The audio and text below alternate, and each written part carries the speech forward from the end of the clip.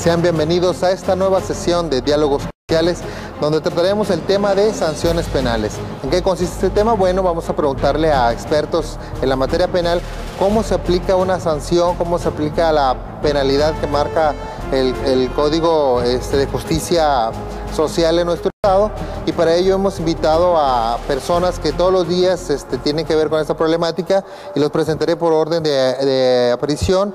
Tengo aquí al licenciado Javier Sepúlveda Ponce, quien es abogado postulante y presidente del Colegio de Abogados del Noreste. Muchas gracias por acompañarnos de nueva cuenta aquí en Diálogos Judiciales. Nos acompaña también el licenciado Ángel Mario García Guerra, él es magistrado de la Sala 12ª Sala Penal del Tribunal Superior de Justicia. Muchas gracias, licenciado, por acompañarnos. Y también tenemos con nosotros al licenciado José Luis Garza Leal, juez penal del Tercer Distrito Judicial con residencia en San Nicolás de los Garza, Nuevo León. Muchas gracias, licenciado, por acompañarnos. Y bueno, este tema surge porque hemos querido en Diálogos Judiciales explicar cuál es el procedimiento que utilizan los jueces para aplicar una sanción penal. Es decir, muchas veces las personas cometen un delito, pero no se les aplica la misma pena. Cometen el mismo delito, pero no se les aplica la misma pena. Y también surgen algunas dudas de por qué esto es así. Yo quisiera que, no sé si alguien de ustedes nos puede empezar a explicar cómo se hace este procedimiento una vez que una persona se encuentra culpable en un procedimiento. Entonces, magistrado, si nos quiera dar este inicio. Bueno, primero que todo, la sanción privativa de libertad no es la única que existe en el Código Penal del Estado de Nuevo León. Es una de la más común, pero es una de las sanciones. Existen otras también. Para cada delito, cuando se trata de penas privativas de libertad, la ley establece un parámetro mínimo y un parámetro máximo en la que se le va a establecer la condena a la persona que sea encontrada plenamente responsable. Obviamente, la imposición de una sanción privativa de libertad es hasta que se haya terminado el juicio y se haya dictado la sentencia. A veces existe una confusión entre las personas que no están muy familiarizadas con este tema. Cuando escuchan que a una persona se le dicta un auto de formal prisión, a veces las personas preguntan, ¿y cuántos años le dieron? Y no es en ese momento en el que se establece una sanción. Cuando se dicta un auto de formal prisión en contra de una persona, quiere decir que hasta ese momento existen pruebas suficientes que acreditan plenamente que existe un delito y que también existe la posibilidad de que esa persona haya tenido participación. Pero no es en ese momento cuando se establece una sanción propiamente dicha, ahí simplemente se marca el inicio de un juicio en el que las partes van a tener la oportunidad de ofrecer sus pruebas, tanto el Ministerio Público, que es la parte acusadora, como la defensa y el acusado pueden ofrecer pruebas a su favor para que éstas sean deshogadas durante ese juicio, y al terminar el juicio se dicta la sentencia. Aquí existe una prerrogativa que tienen los jueces, que se le llama o se le conoce como es un derecho del juez que se traduce también en una obligación de establecer dentro de esos parámetros máximo y mínimo una sanción específica. Se llama arbitrio judicial. Cada persona es diferente a las demás. Claro. La forma en que se comete cada delito es distinto, de tal suerte que el juzgador, al hacer uso de ese arbitrio judicial y con base a ciertas reglas que también establece el Código Penal, debe determinar entre ese parámetro mínimo y ese parámetro máximo cuál es la pena específica que se le va a aplicar. Y precisamente por esa razón, en la sentencia definitiva hay un apartado que se llama individualización de la pena. Y es en base a esos criterios que establece la ley, como son, por ejemplo, los antecedentes de la persona, la manera en que se cometió el delito, los aspectos objetivos y subjetivos del delito, etcétera, en que el juez determina. Imaginemos un delito de homicidio simple intencional. La ley establece un parámetro mínimo de 15 años y un parámetro máximo de 25 años de prisión.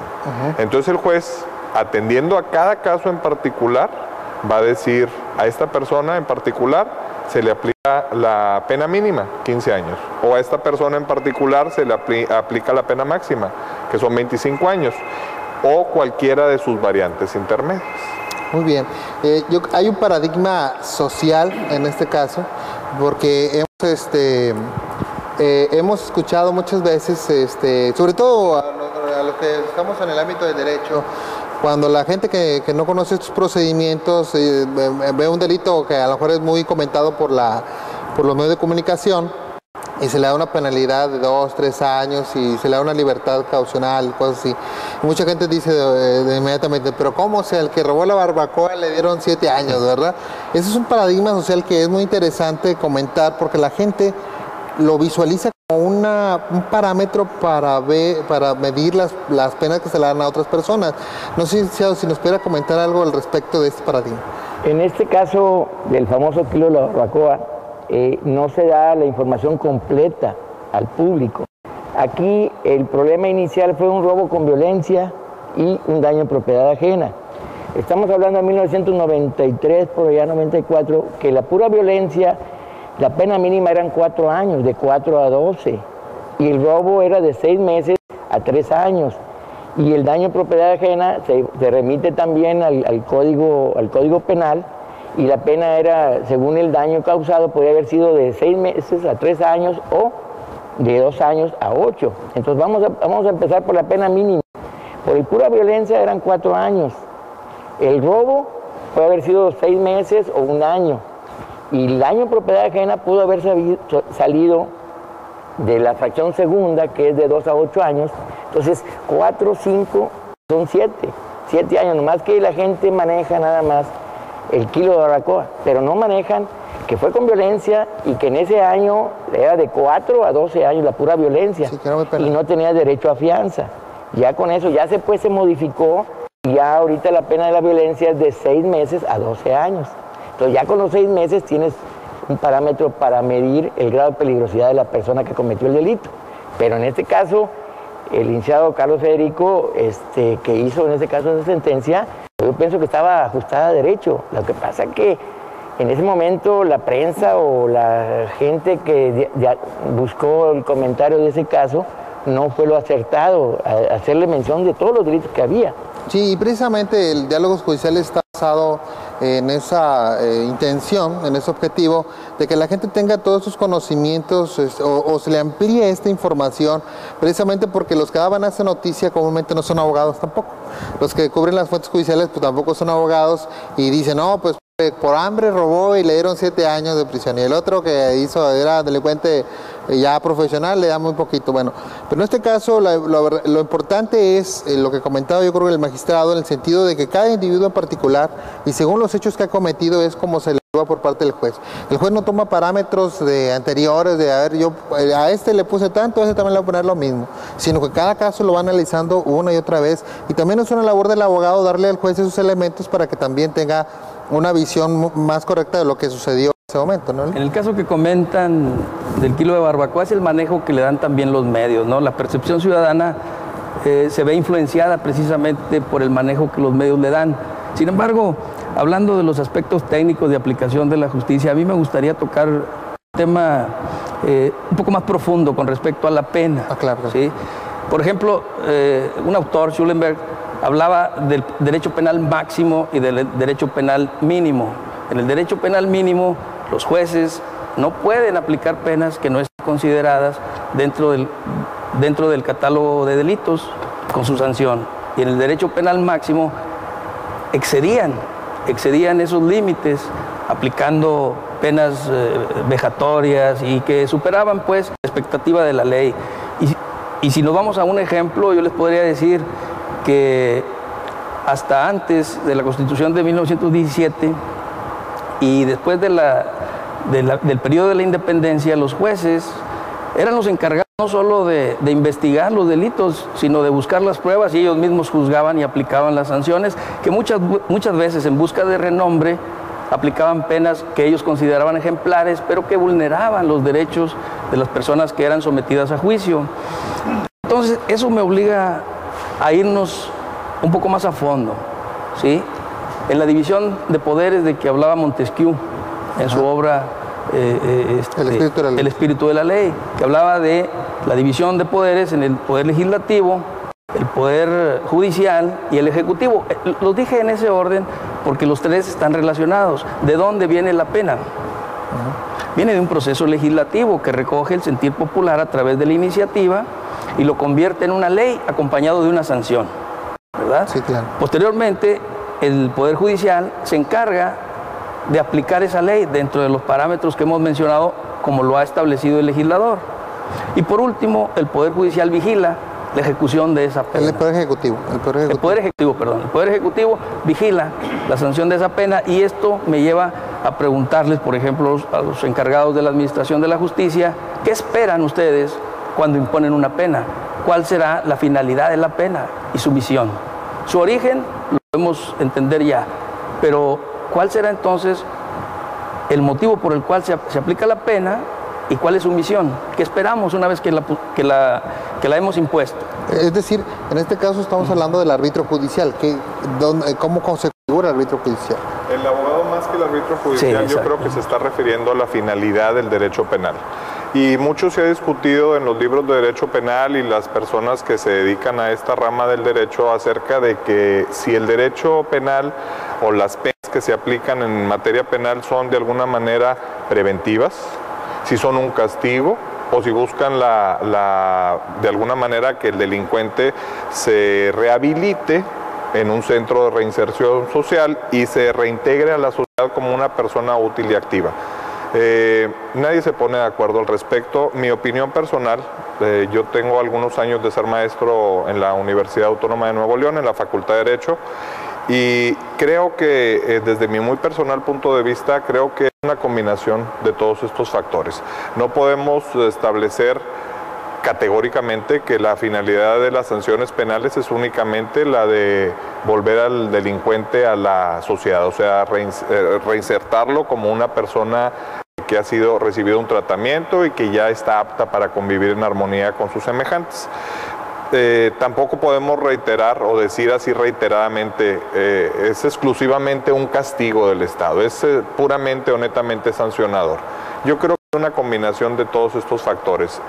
Primordialmente, estoy de acuerdo, se busca que la persona se rehabilite y se reintegre a la sociedad como un miembro útil, pero también no podemos perder de vista que es un castigo del Estado a la persona que se ha conducido de una forma antisocial y que ha dañado bienes jurídicos tutelados por la legislación penal. Bueno, vamos a un pequeño corte y regresamos aquí con este mismo tema de la finalidad del derecho penal.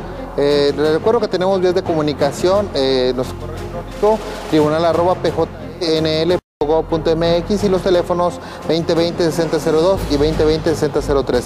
Regresamos aquí a Diálogos Judiciales.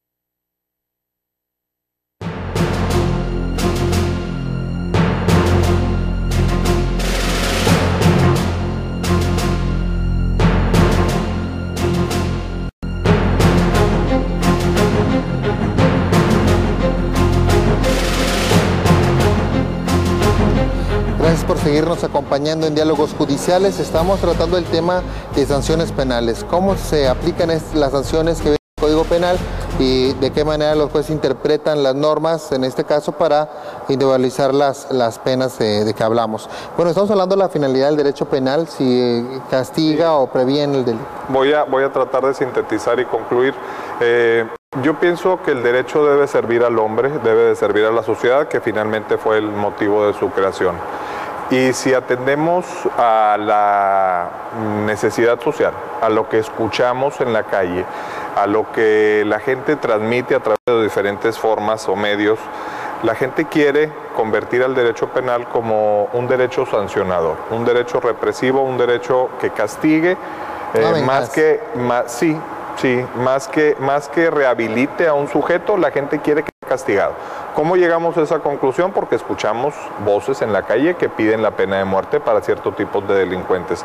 Porque escuchamos en la calle personas que quieren que las penas privativas de libertad sean de más años de prisión. Porque escuchamos en la calle a personas que quieren que cada vez sean más los delitos que la ley considere graves para evitar que la persona salga bajo fianza. Si atendemos a ese llamado de la sociedad, entonces tendríamos que concluir que el derecho penal en la actualidad debería convertirse en un derecho represor, en un derecho de venganza, en un derecho donde el Estado castiga a las personas que cometen un delito.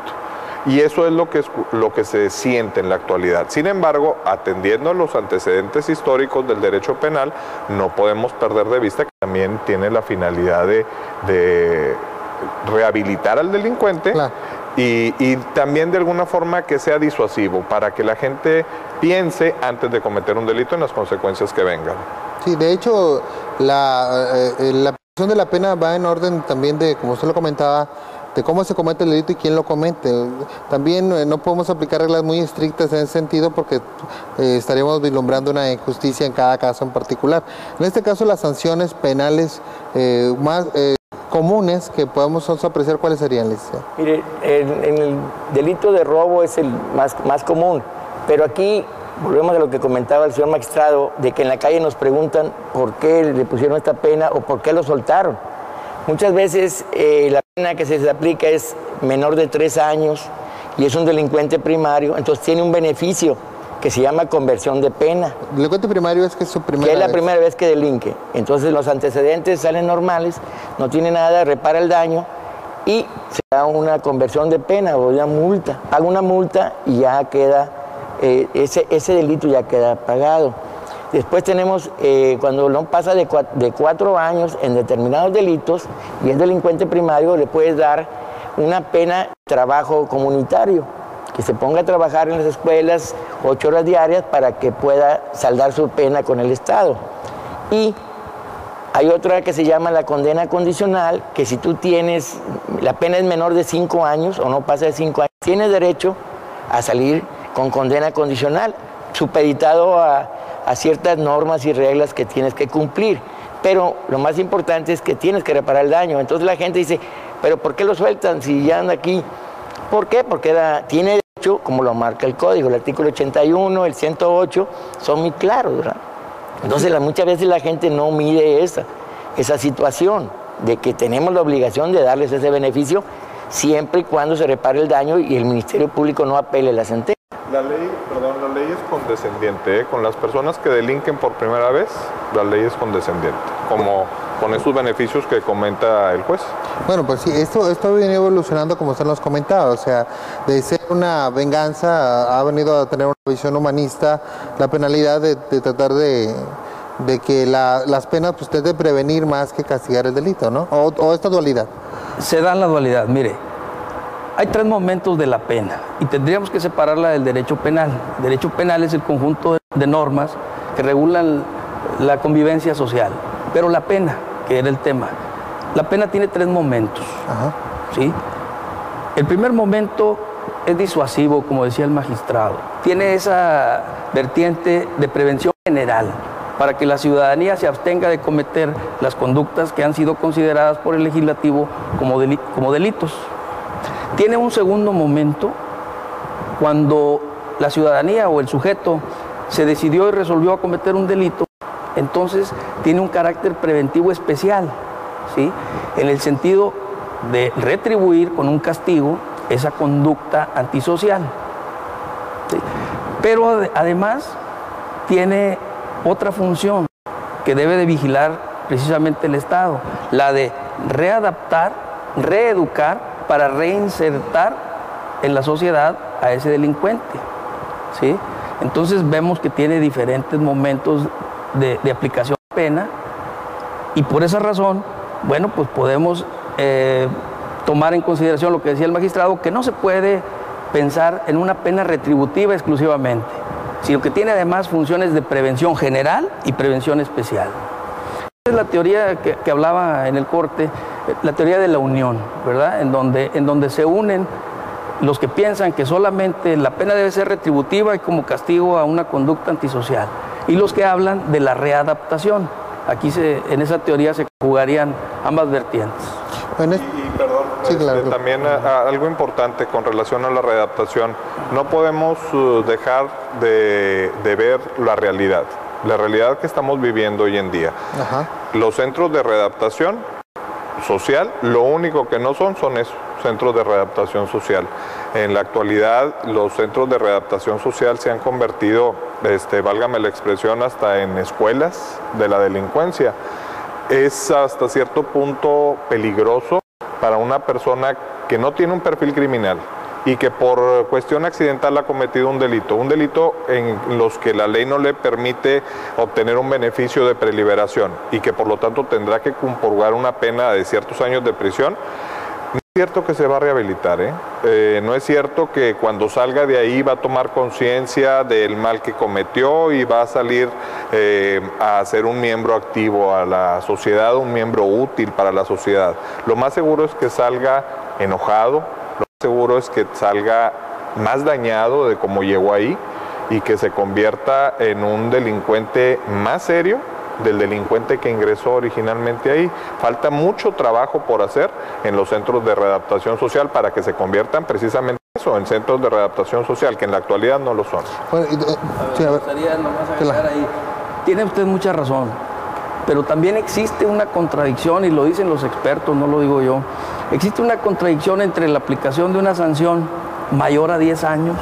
Dicen los expertos que nadie se va a poder reeducar y reinsertar en la sociedad si cumple condenas mayores a 10 años, pero hablaba usted de la realidad que estamos viviendo y de la percepción ciudadana con respecto a la imposición de penas, y generalmente se sugiere que aumenten las penas. Es más, una reacción a una acción que hace el gobierno es reacción ante la delincuencia, elevando las penas o creando nuevas figuras. Pero eso que es por una reacción política o realmente es por una jurídica. Son más bien política criminal. Sí, se reacciona de esa manera, ¿verdad? Pero los resultados no siempre van a ser los esperados. Es decir, a través de elevar las penas o de crear nuevos tipos de delitos no se va a frenar la inseguridad. Sí, porque muchas veces la sociedad, bueno, vamos a hacer un pequeño corte, me lo estoy marcando. Está muy interesante este punto, volvemos aquí en Diálogos Judiciales tratando las sanciones penales. Recuerden que tenemos también nuestra página electrónica en el Poder Judicial del Estado de Nuevo León, donde hay información valiosa que puede servir en su vida diaria. Es www.pjenl.gov.mx. Ahí también podrán encontrar algunos medios de comunicación donde pueden dirigirse con nosotros para sugerirnos temas o bien hacerle preguntas a nuestros expositores. Regresamos un instante aquí en Diálogos Judiciales.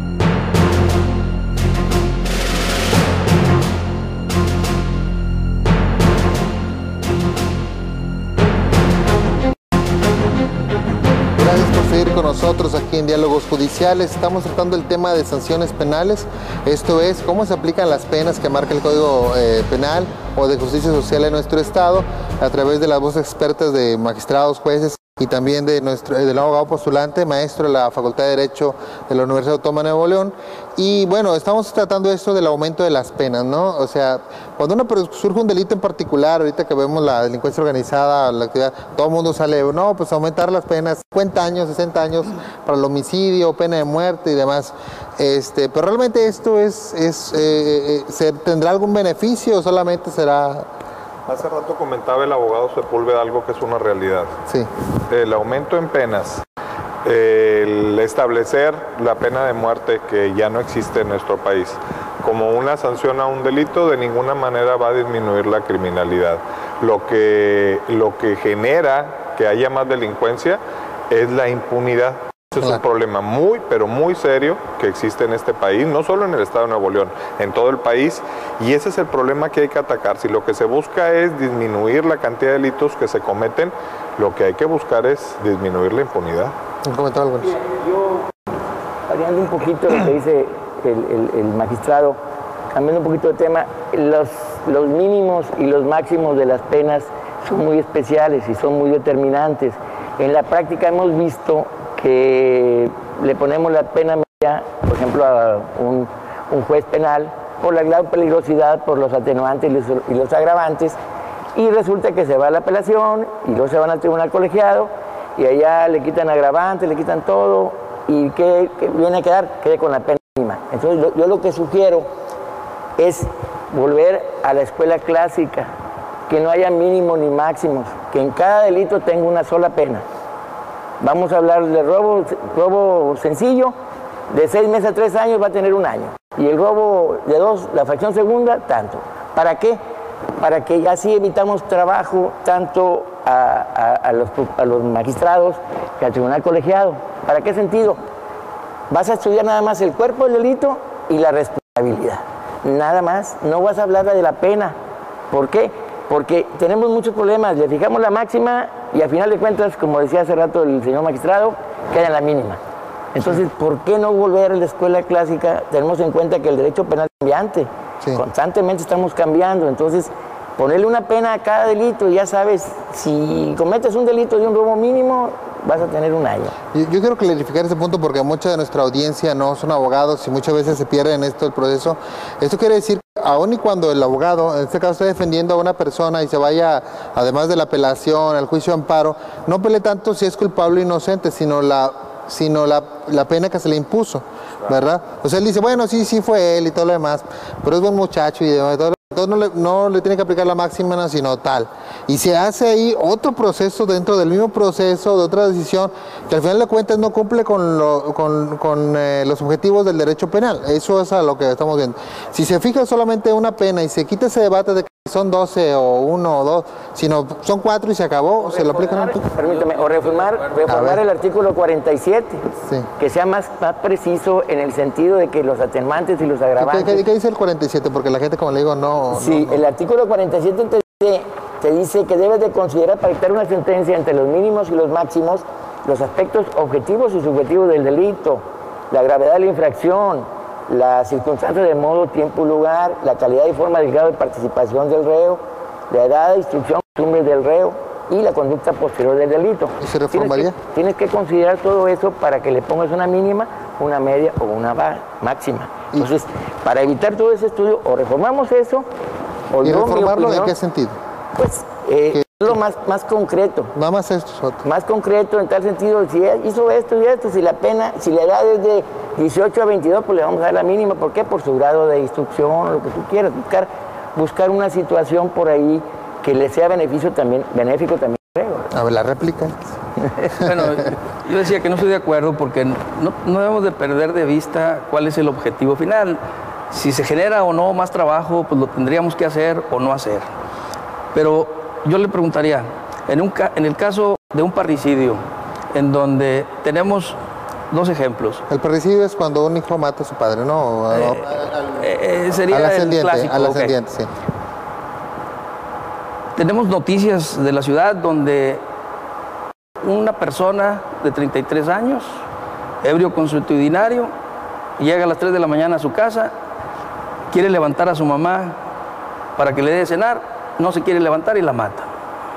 Y por el otro lado tenemos a la hija de 18 años que después de ver cómo fue violada ella, su hermana de 15, y cuando iba por la tercera de sus hermanas de 12 años, decide matar a su papá. ¿Sí?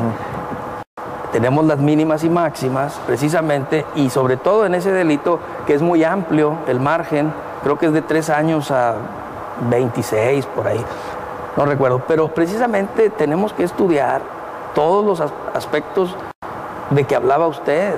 Yo creo que simplificándolo de esa otra manera, no podría usted apreciar en todo su valor y conjunto cómo se dieron las situaciones en cada caso, ¿verdad? Estaríamos claros de que en el primer caso estamos hablando de un ebrio que seguramente tiene antecedentes y que seguramente... violento. ¿Verdad?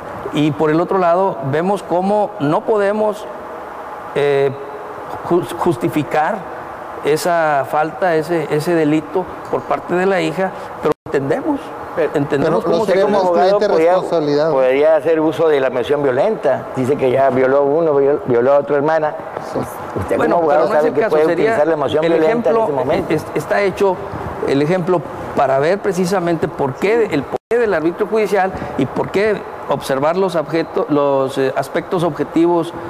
Sí, lo que yo llego en la práctica, lo que yo llevo a este punto es que el magistrado no me va a dejar mentir, que el tribunal colegiado, con todas sus situaciones, las penas que llegan allá, vienen a mínima o cerquita a la mínima. Entonces, ¿tenemos un problema en los colegiados? No es que sean los colegiados. En la apreciación social del delito, ¿no? Yo sí comparto la idea del abogado Sepúlveda, porque efectivamente no podemos darle el mismo tratamiento a todos los delincuentes ni en todos los delitos.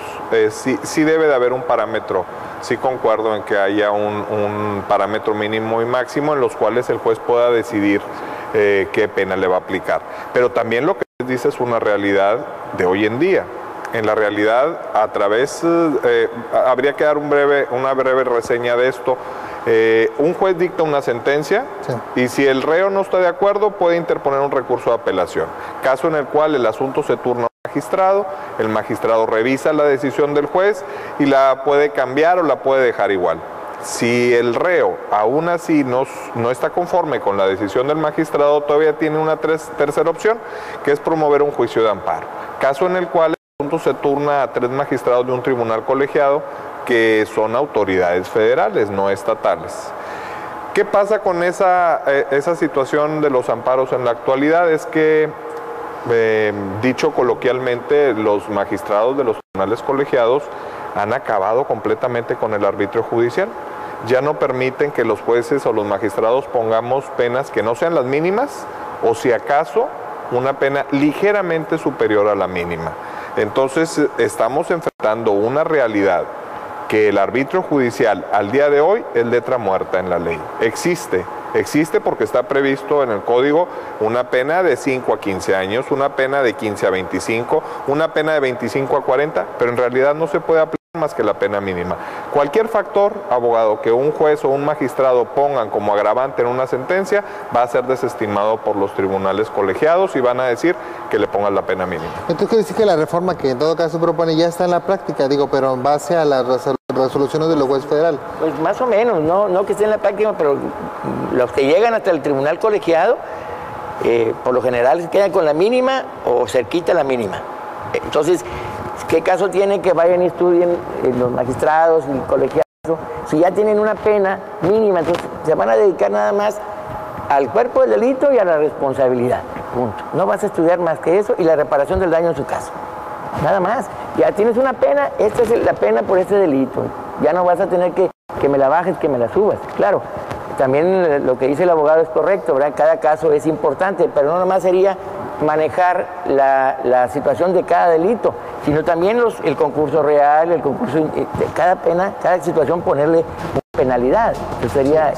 Vamos a hacer un pequeño corte, volvemos enseguida aquí en Diálogos Judiciales. Estamos tratando el tema de sanciones penales. Volvemos, les recordamos que tenemos diferentes vías de comunicación, son los teléfonos 2020-6002 y 2020-6003, el correo electrónico tribunal@pjnl.gov.mx, donde pueden comunicarse con nosotros para hacernos sugerencias o preguntas a nuestros expositores. Volvemos un instante aquí en Diálogos Judiciales.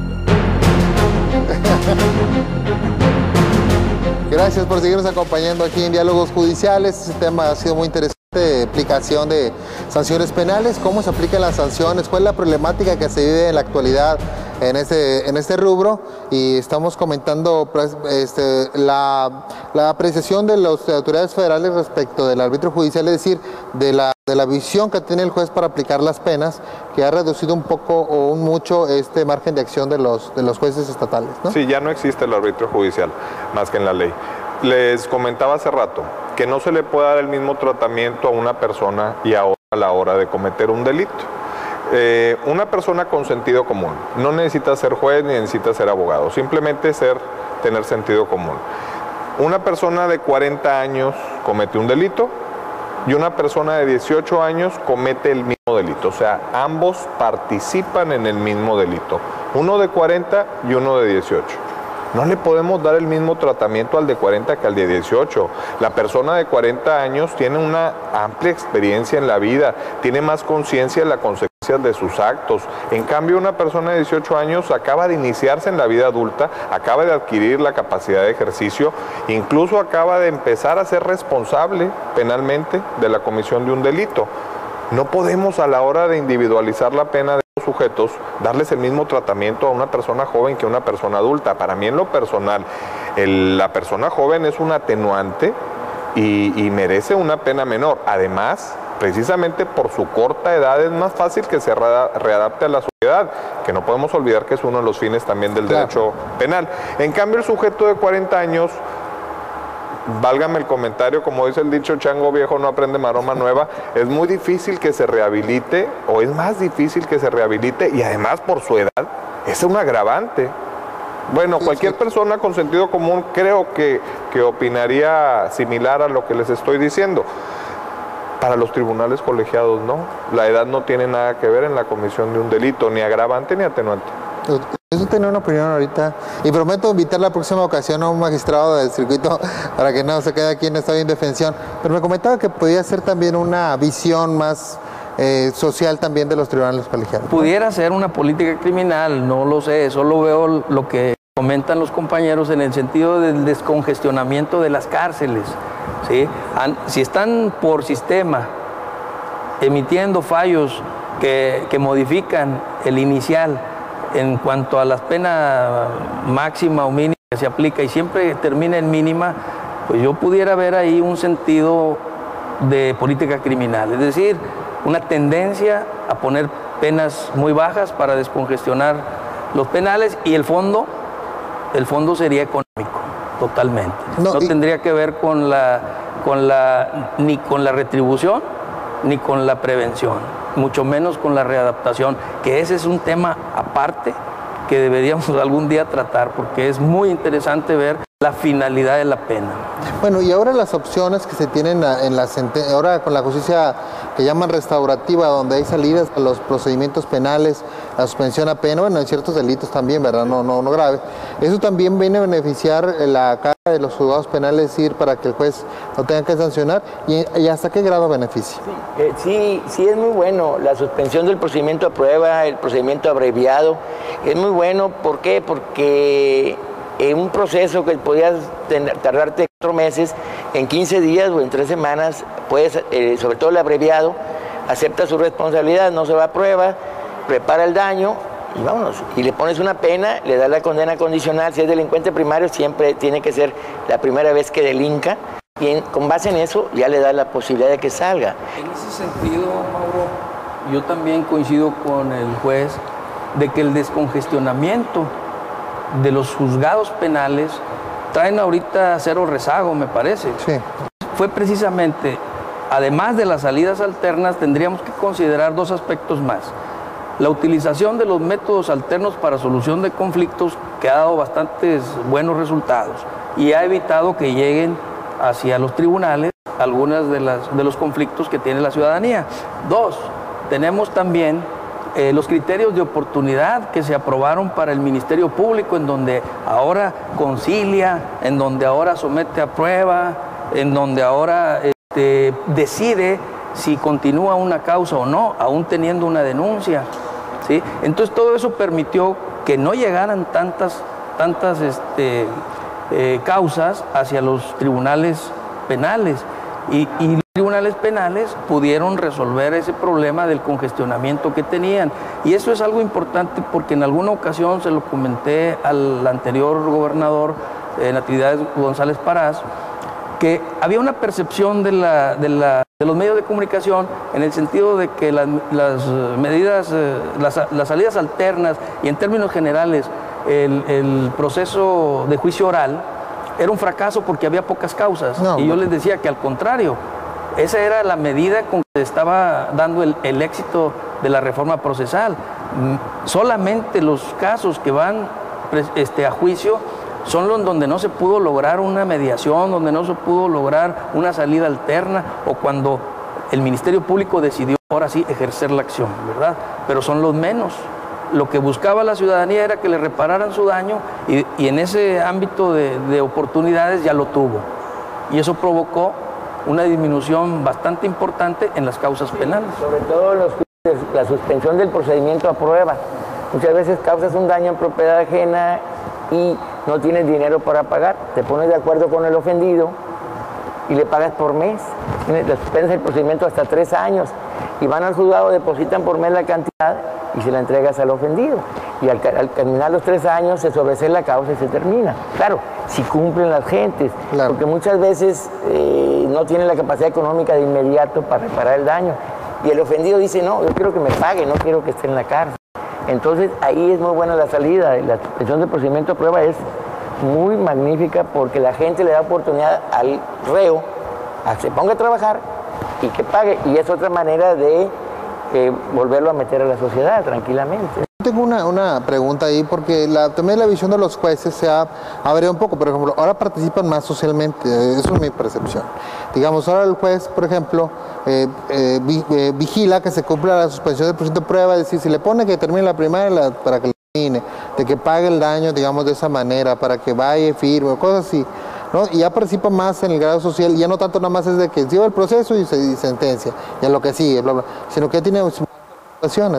Entonces eso también ha variado la percepción del juez, es decir, ¿tenemos un distinto tipo de juez ahora en el Estado de Nuevo León?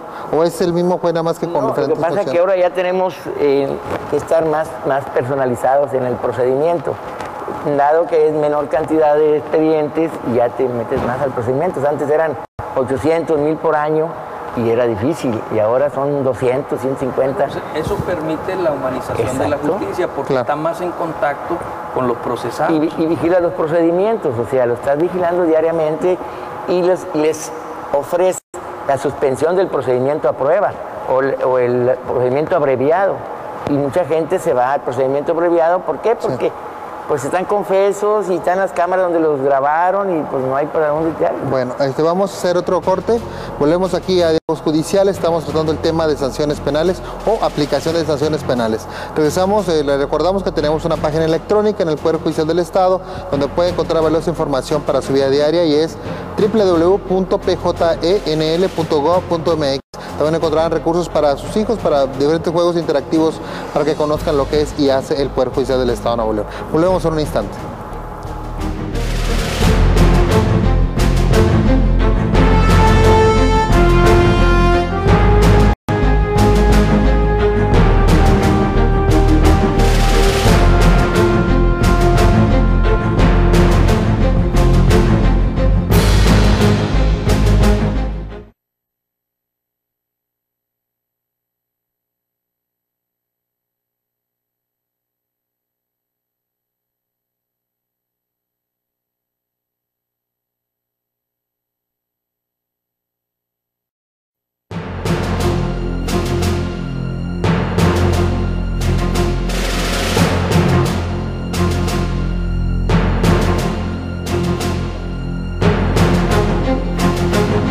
Gracias por seguirnos acompañando en Diálogos Judiciales. Estamos tratando el tema de sanciones penales, es decir, cómo se aplican las penas que vienen en el Código Penal, el Código de Justicia Social de nuestro Estado, y hemos tenido un interesante debate aquí de lo que es la pena, la función del juez, los procedimientos nuevos y demás. Y me gustaría meter aquí un subpunto, un subobjetivo, que sería la prisión preventiva. Es decir, usted lo comentaba ahorita, magistrado, en el sentido de que cuando mucha gente se confunde, que dice, no, te dieron un orden de formal prisión y pues ¿cuánto le dieron? Y puede decir, no, todavía no, pues apenas está, pues ya está en la cárcel, entonces para mí ya está condenado, ¿verdad?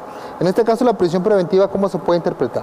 La prisión preventiva está establecida en el artículo 18 de la Constitución y menciona que solamente para aquellos delitos que al final, en sentencia, tengan prevista una pena privativa de libertad, se puede decretar la prisión preventiva, que es precisamente el auto de formal prisión.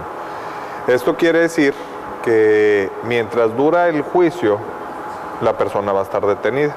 Hay delitos que la ley considera graves y hay delitos que la ley no considera graves.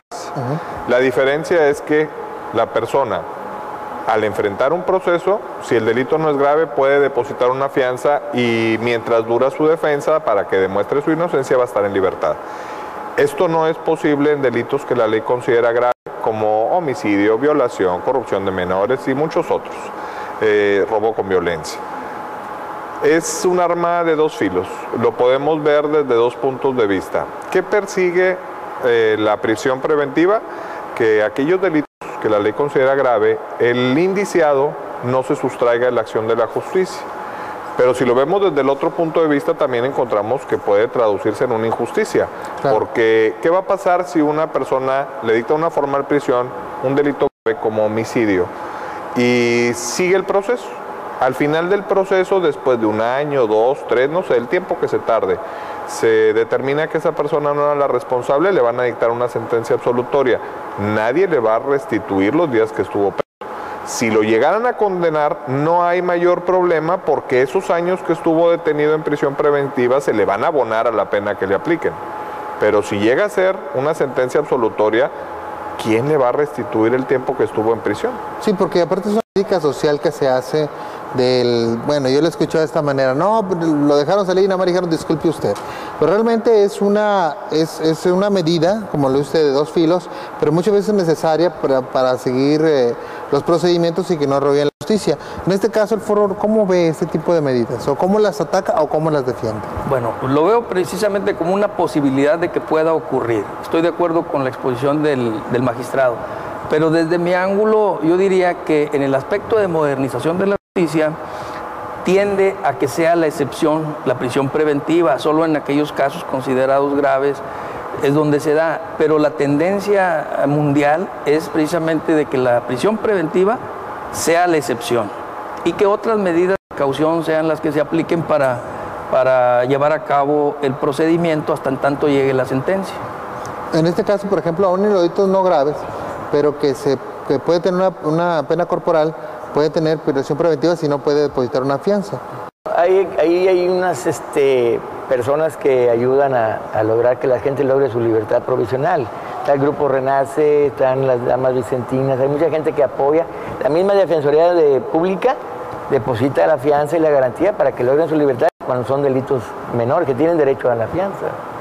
El problema es, como dice el señor magistrado, si es delito grave y no le da prisión preventiva, pueden huir del Estado o del país y queden un ejemplo impune. Claro es el caso de las indígenas de Oaxaca que fueron acusadas de secuestrar a 5 policías AFIS, algo que por lógica y sentido común no hablaban ni español, no tenían instrucción primaria siquiera, y fueron capaces dos indígenas o 3 de someter a 5 AFIS y finalmente están saliendo en libertad después de 3 años de haber sido procesadas. Ahí es donde la justicia se convirtió en injusticia, como decía el magistrado, y en donde no quedó más que decirles, usted perdón.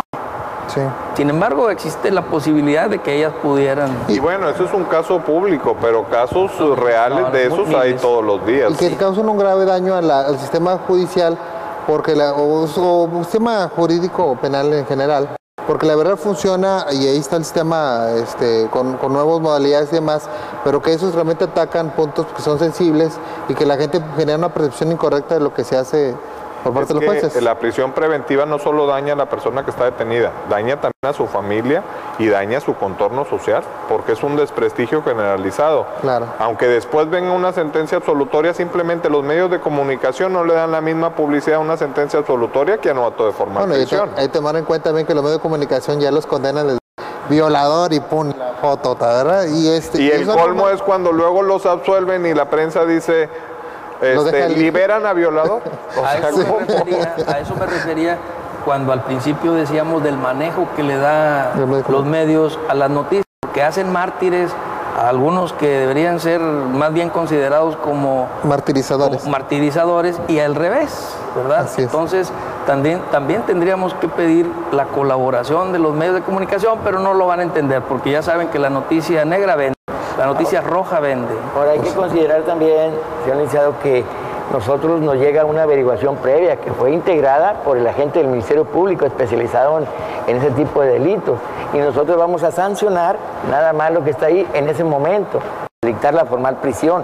Ya en sentencia con las pruebas desahogadas y todo, ya tenemos un conocimiento más amplio para ver si es culpable o no. Pero de momento, con lo que nos da el Ministerio Público es con lo que vamos a trabajar. Bueno, desafortunadamente el tiempo se nos ha terminado.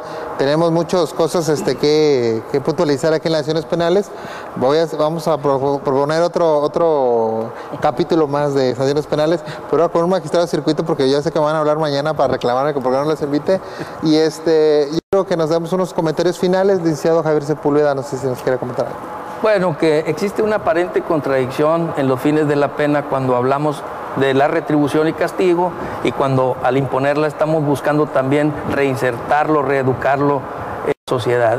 Aparentemente hay una contradicción, tendríamos que profundizar un poco más en esos temas para que se entienda cuál es la misión de la pena. Yo le entiendo la misión de la pena como lograr la convivencia social a través precisamente de la retribución, pero al mismo tiempo de la prevención, o de la prevención general o de la prevención especial, con la reeducación del delincuente y su reinserción en la sociedad. Muchas gracias. Magistrado Ángel Mario García Guerra, un comentario final.